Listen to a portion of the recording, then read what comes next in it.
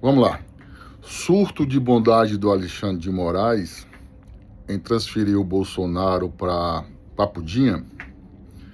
Vamos pegar aqui uma cronologia do verdadeiro golpe, tá, pessoal? Bolsonaro, em tempo recorde, ficou inelegível pelo TSE, onde o presidente do TSE, Tribunal Superior Eleitoral, era o Alexandre de Moraes. Em tempo recorde, julgaram em meses. Tiraram o Bolsonaro da disputa eleitoral.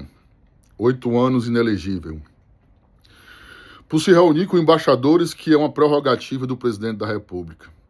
Mas quando o Fachin se reuniu com embaixadores que não têm nenhum tipo de atribuição de um ministro se reunir com embaixadores que compete ao Poder Executivo, ou seja, ao presidente da República, nada aconteceu. Tiraram o Bolsonaro da disputa eleitoral, mas perceberam que não era suficiente para anular a liderança dele. Perceberam que por onde o Bolsonaro ia, em várias partes do país, era ovacionado, juntava multidões, milhares de pessoas nos aeroportos para receber ele, nas ruas, né, em qualquer lugar do Brasil, de norte a sul. O Bolsonaro, para quem puxar um pouquinho da lembrança, vai ver que realmente era assim. Então eles perceberam que o Bolsonaro, mesmo inelegível, mais solto, era uma força a ser temida. Ele conseguiria eleger qualquer pessoa que ele indicasse, porque ele ia estar em campanha por todo o Brasil. Ele ia estar nas redes sociais, nos programas eleitorais daquele que ele fosse apoiar. Alguém duvida disso? Isso era um peso muito grande. Então, depois dessa parte de inelegibilidade, então agora vamos prender o Bolsonaro. Para isso, nós precisamos de uma narrativa, a trama golpista. E nós não podemos prender só o Bolsonaro, porque ele não poderia dar um golpe sozinho. Nós temos que incluir o exército brasileiro, os generais mais próximos dele, as pessoas que foram lá, que depredaram lá a Praça dos Três Poderes, enfim, criaram a narrativa, a imprensa prostituída comprou a narrativa e o resto da história vocês sabem. Bolsonaro foi preso.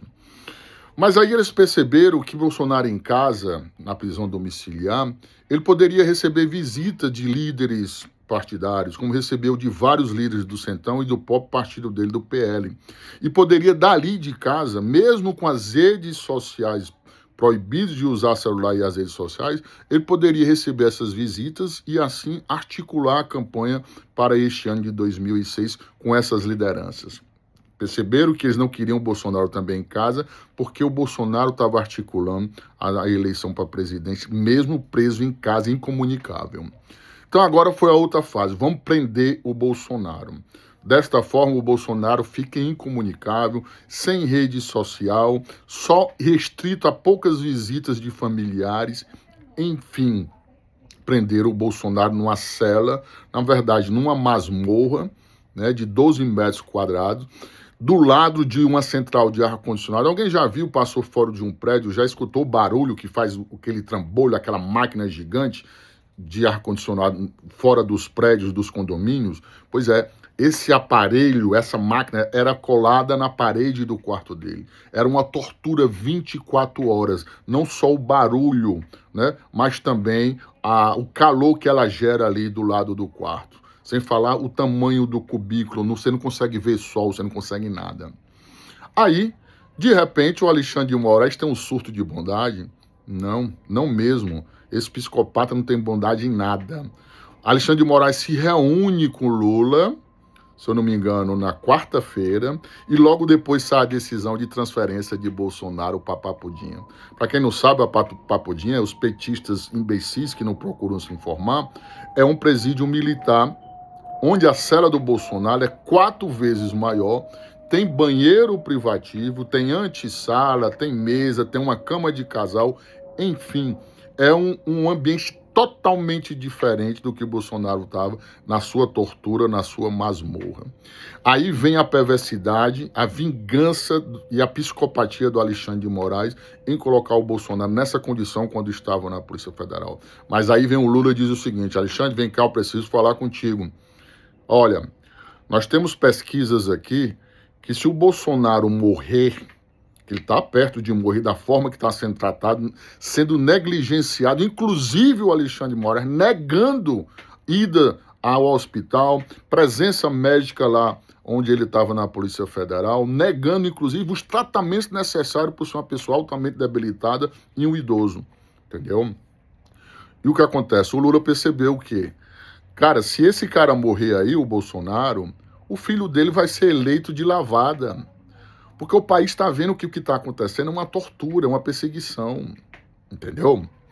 As pessoas estão vendo o sofrimento dele quando vai para o hospital. As pessoas estão vendo os familiares deprimidos, a esposa pedindo a Deus que o marido não morra dentro de uma cela de prisão, porque não querem deixar fazer o tratamento corretamente. E aí ia pegar muito mal, né, Lula e Xandão? O Xandão deixava, o Xandão quer matar mesmo ele, né? Mas o Lula foi lá e disse assim, não, coloca ele no lugarzinho melhor para esse cara ficar vivo até depois da eleição. Se esse cara morrer, ele se torna um mártir. E aí o filho dele, que é filho, né? Como é que o povo brasileiro vai ver essa situação? O pai do cara morreu preso por perseguição. Nós vamos votar nesse cara, no Flávio Bolsonaro. Tá aí o motivo, pessoal. Não tem nada de bondade, não tem nada nem do Lula de querer tratar humanamente um ex-presidente, né? Apesar de toda a perseguição que já sofre. Só se trata de poder, só de manutenção de poder, de permanecer no poder. Só se trata disso.